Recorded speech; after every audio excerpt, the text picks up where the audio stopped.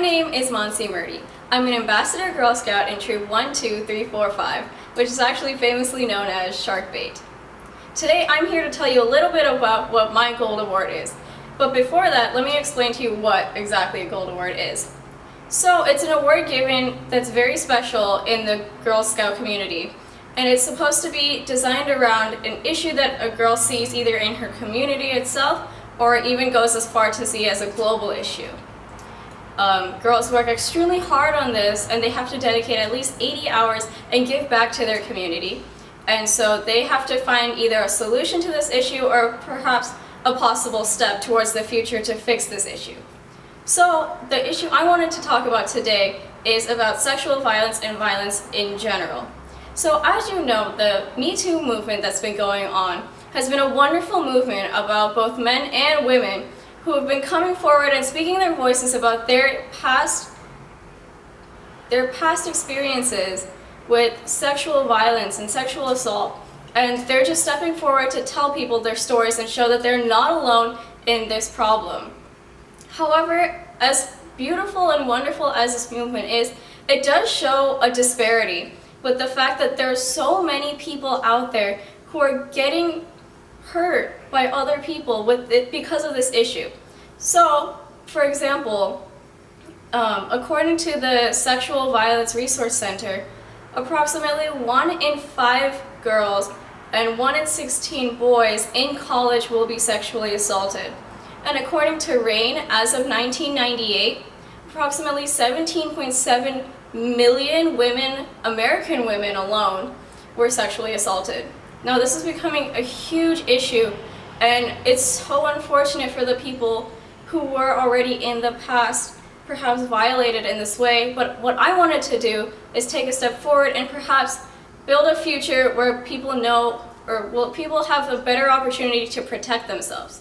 So what my Gold Award project is that I hosted 10 self-defense classes for free, which were originally built for women and children because that is the main target of sexual violence, unfortunately. However, I wanted to acknowledge the fact that not only women and children are affected by this, but also men, so I did open up the classes to anyone who wanted to join. And so, as you can see around me here, this is the John Barrett American Martial Arts Studio. And in we go. Sorry, it's a little loud.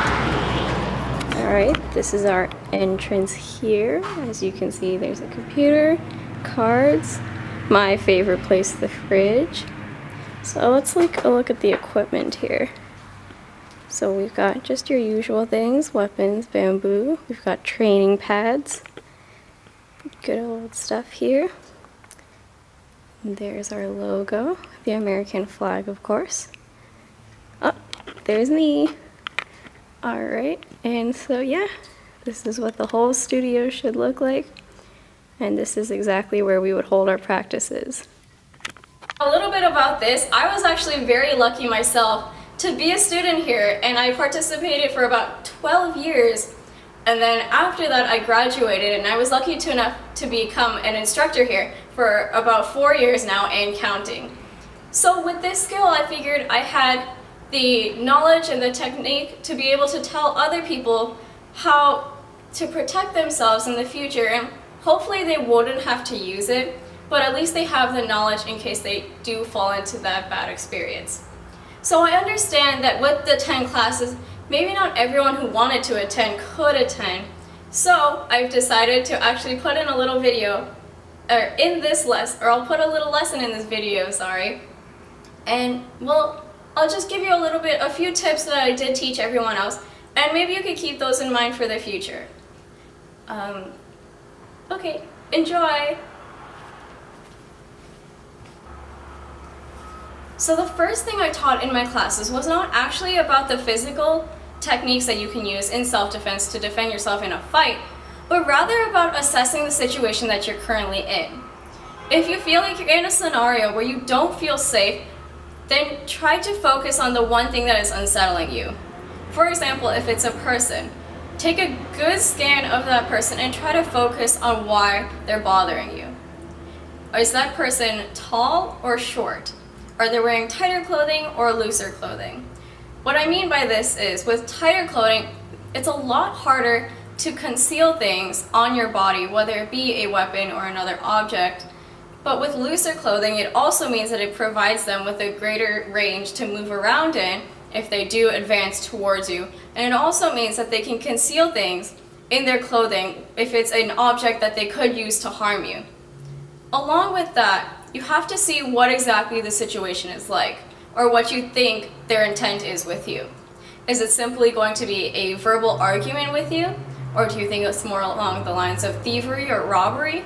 Or is it something of the more sexual nature, or something far more dangerous with a more dangerous criminal intent?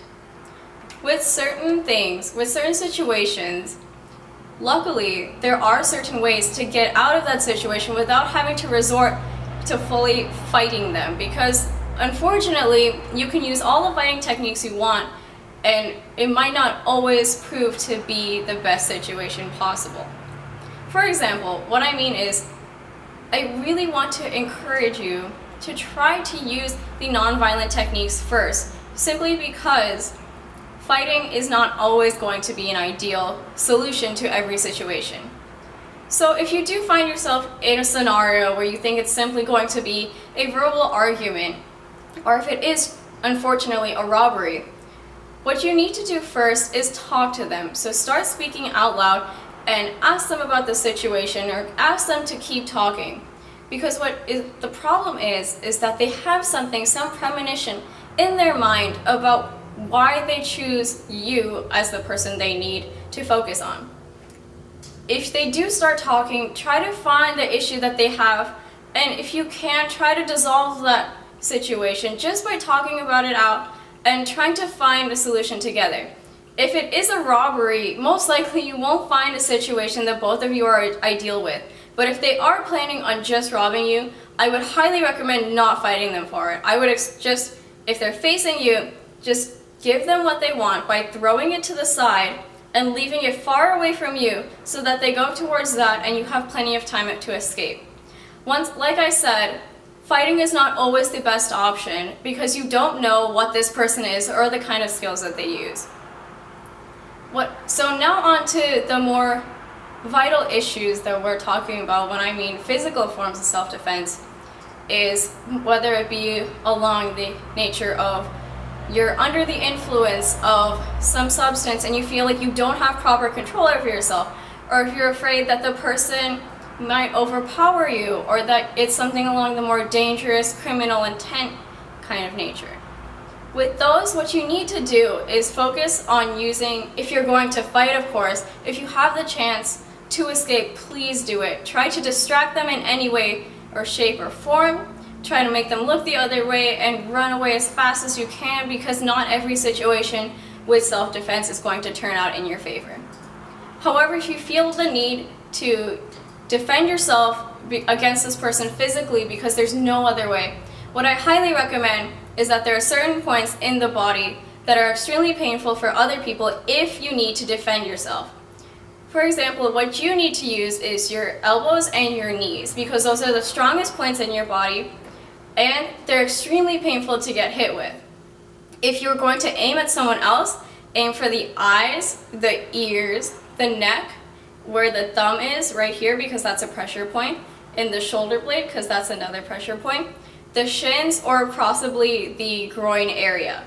Those are extremely weak points for people, and it does hurt, and it's extremely quick to access, which is why you need to focus on that instead, so you have the chance to make a quick move and perhaps make your exit.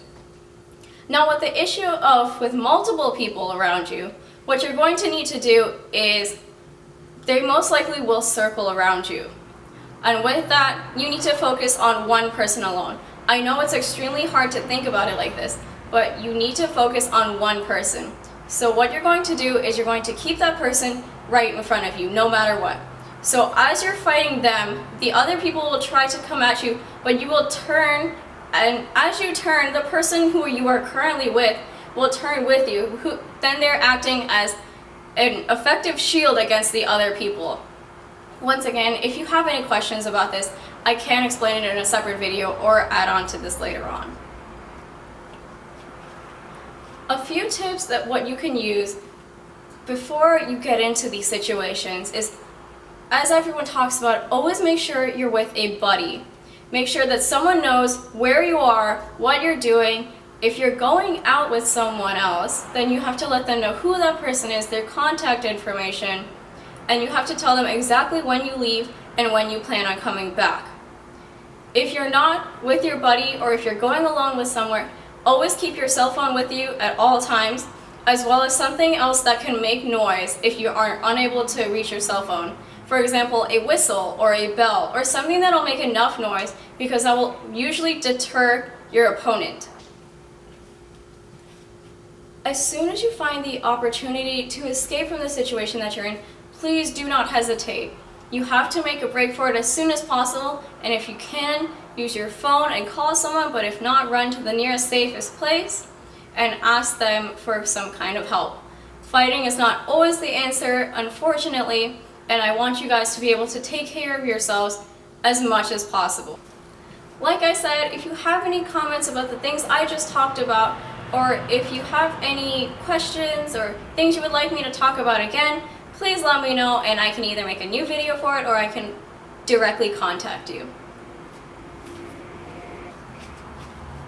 And so those were a few tips from my lessons. If you're watching this and you didn't attend the classes, that's totally alright. Feel free to contact me, either leave a comment in the comment section below or contact me in a different way if you have a question, whether it be about a certain scenario that you imagine yourself in, or if you have a question about the things I just talked about. And I will get back to you as soon as possible. I feel like it's extremely important for everyone to understand what exactly I'm talking about here, because it's extremely crucial to know. Hopefully, once again, you wouldn't have to use it in real life, but it's still extremely good knowledge to enrich yourself with. And so right now, I would actually like to say a few thank yous. I would like to say thank you first to my Girl Scout project advisor, Mr. Tim O'Donnell, who actually helped me throughout this entire Girl Scout Gold Award project. And actually, fun fact, he is my instructor here at John Barrett American Martial Arts. He's incredibly kind and patient and generous in the sense that he actually let me use the studio and use these facilities, including the equipment, during my project for all the days that I did it, as well as guided me throughout the entire process and helped me with whatever I needed. Second of all, I would like to thank my Girl Scout troop mentor, Miss Malia Carlson, who once again did help and support me throughout the entire project, and she helped me with the nitty-gritties and sorting everything out to organize it. I would also like to thank my family, my friends, and my loved ones for coming over and helping me out and helping me figure out what exactly I needed to do. And also to my other staff members and my peers for working out what exactly we thought was important for the world to know. Along with that, for most of all, I would like to thank every participant who did help me out with this project just by showing up. Without them here, it wouldn't have been as impactful of a project as I hope it would have been. And I sincerely hope you all had a great time, because I sure did. My name is Maansi Murty, and this is my Girl Scout Gold Award. Thank you.